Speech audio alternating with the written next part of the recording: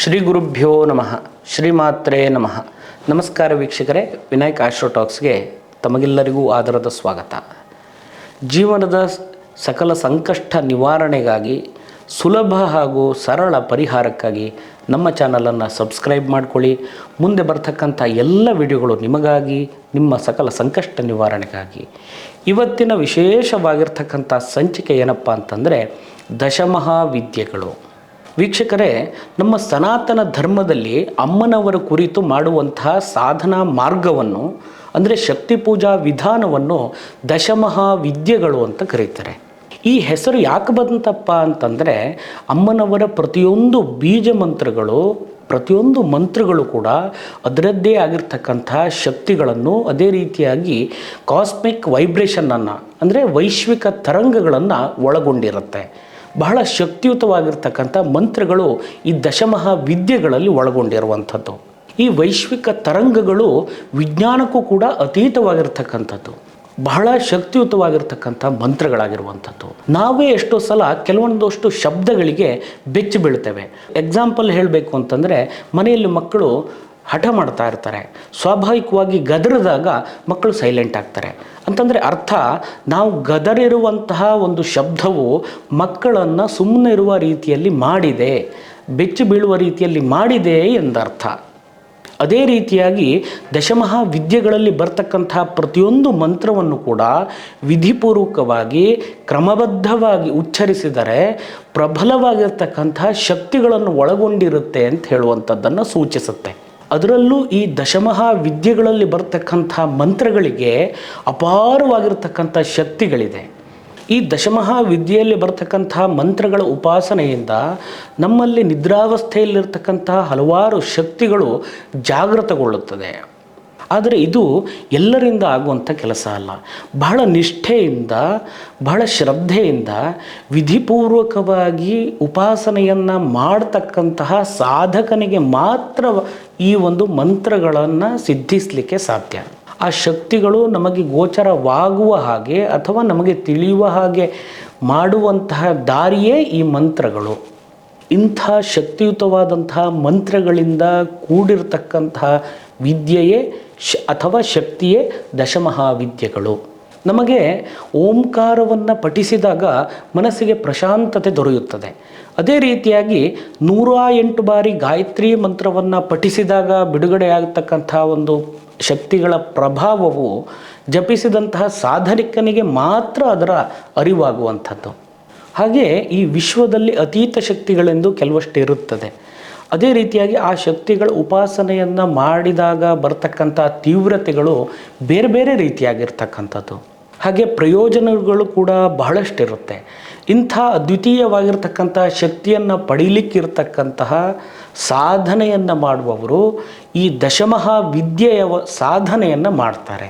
ಉದಾಹರಣೆಗೆ ಕಾಳಿದಾಸ, ತೆನಾಲಿ ರಾಮಕೃಷ್ಣರಂತಹ ಹಲವಾರು ಸಾಧಕರು ಕಾಳಿದೇವಿಯ ಉಪಾಸನೆಯನ್ನು ಮಾಡಿದ ನಂತರವೇ ಪ್ರಸಿದ್ಧ ಕವಿಗಳಾಗಿರ್ತಕ್ಕಂಥದ್ದು.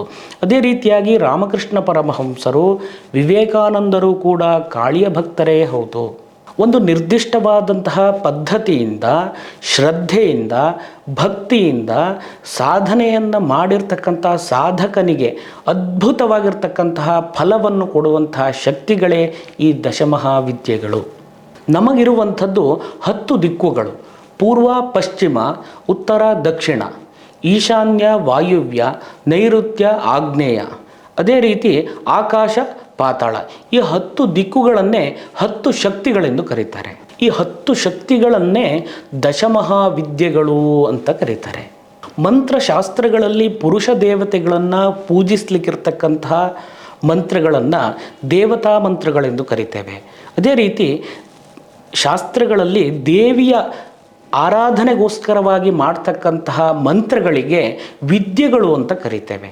ಈ ಮಂತ್ರಗಳಲ್ಲಿರುವಂತಹ ಅಗಾಧ ಶಕ್ತಿಗಳಲ್ಲಿ ಒಂದು ರೇಣುವಷ್ಟಾದರೂ ನಾವು ಮಂತ್ರ ಸಾಧನೆಯನ್ನು ನಮ್ಮ ಜೀವನದಲ್ಲಿ ನಾವು ಮಾಡಿದರೆ ಅದೆಷ್ಟೋ ಅದ್ಭುತಗಳು ನಮ್ಮ ಜೀವನಗಳಲ್ಲಿ ನಡೆಯುತ್ತೆ. ಆ ಒಂದು ಮಂತ್ರಗಳ ಉಪಾಸನೆಯಿಂದ ಅದರ ಪ್ರಯೋಜನಗಳು ಸಾಕಷ್ಟಿದೆ. ಆ ಒಂದು ಪ್ರಯೋಜನಗಳನ್ನು ನಮ್ಮ ಸ್ವಾರ್ಥಕ್ಕೋಸ್ಕರ ಬಳಸಿಕೊಂಡ್ರೆ ಅದರಿಂದ ಬರ್ತಕ್ಕಂಥ ನಷ್ಟ ಅಷ್ಟಿಷ್ಟಲ್ಲ, ಅದರ ತೊಂದರೆ ತಾಪತ್ರೆಗಳು ನಮಗೆ ತಪ್ಪಿದ್ದಲ್ಲ. ಈ ಮಂತ್ರಗಳನ್ನು ಜ್ಞಾನಾರ್ಜನೆಗೋಸ್ಕರವಾಗಿ ಬಳಸಿಕೊಂಡಂಥವರು ರಾಮಕೃಷ್ಣ ಪರಮಹಂಸರಂಥವರು.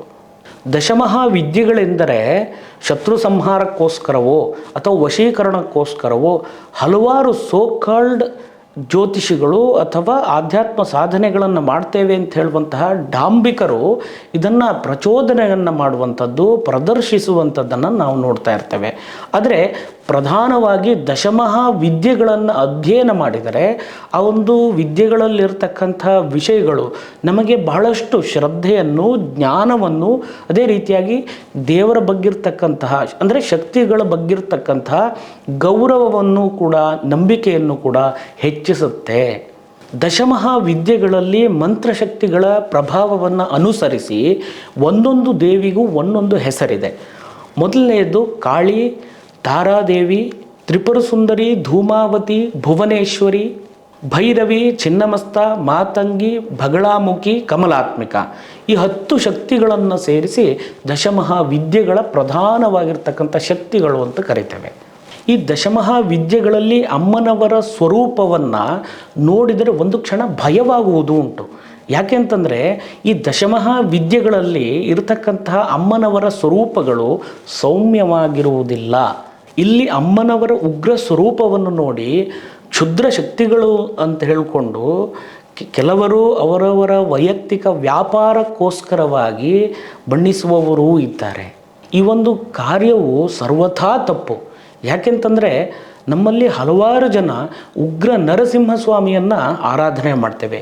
ಅದೇ ರೀತಿಯಾಗಿರ್ತಕ್ಕಂಥ ಶಕ್ತಿಗಳೇ ಈ ದಶಮಹಾವಿದ್ಯೆಯಲ್ಲಿರ್ತಕ್ಕಂತಹ 10 ಶಕ್ತಿಗಳು, ಉಗ್ರ ಸ್ವರೂಪದಲ್ಲಿರ್ತಕ್ಕಂಥ ಶಕ್ತಿಗಳು.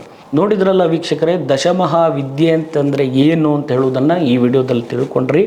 ಅದೇ ರೀತಿಯಾಗಿ ದಶಮಹಾವಿದ್ಯೆಗಳಲ್ಲಿ ಬರ್ತಕ್ಕಂತಹ 10 ಶಕ್ತಿಗಳ ಬಗ್ಗೆ ಪ್ರತ್ಯೇಕವಾಗಿ ತಿಳಿಸುವಂತಹ ಪ್ರಯತ್ನವನ್ನು ಮಾಡ್ತೇನೆ. ನಿಮ್ಮ ಪ್ರೀತಿ, ಬೆಂಬಲ ಸದಾಕಾಲ ನಮ್ಮೊಟ್ಟಿಗಿರಲಿ. ಮುಂದಿನ ವಿಡಿಯೋಗಳಲ್ಲಿ ಮತ್ತೆ ಸಿಗೋಣ. ಸದಾಕಾಲ ನಗುನಗುತ್ತಾ ಇರತಕ್ಕಂಥ ಜೀವನ ನಿಮ್ಮದಾಗಲಿ ಅಂತ ಹೇಳುವಂಥ ಪ್ರಾರ್ಥನೆಯನ್ನು ಜಗನ್ಮಾತೆ ಜಗಜ್ಜನನಿಯಲ್ಲಿ ಮಾಡ್ತಾ ತಮಗೆಲ್ಲರಿಗೂ ಒಳ್ಳೆಯದಾಗಲಿ. ನಮಸ್ಕಾರ. ಶುಭಂ ಭೂಯಾತ್.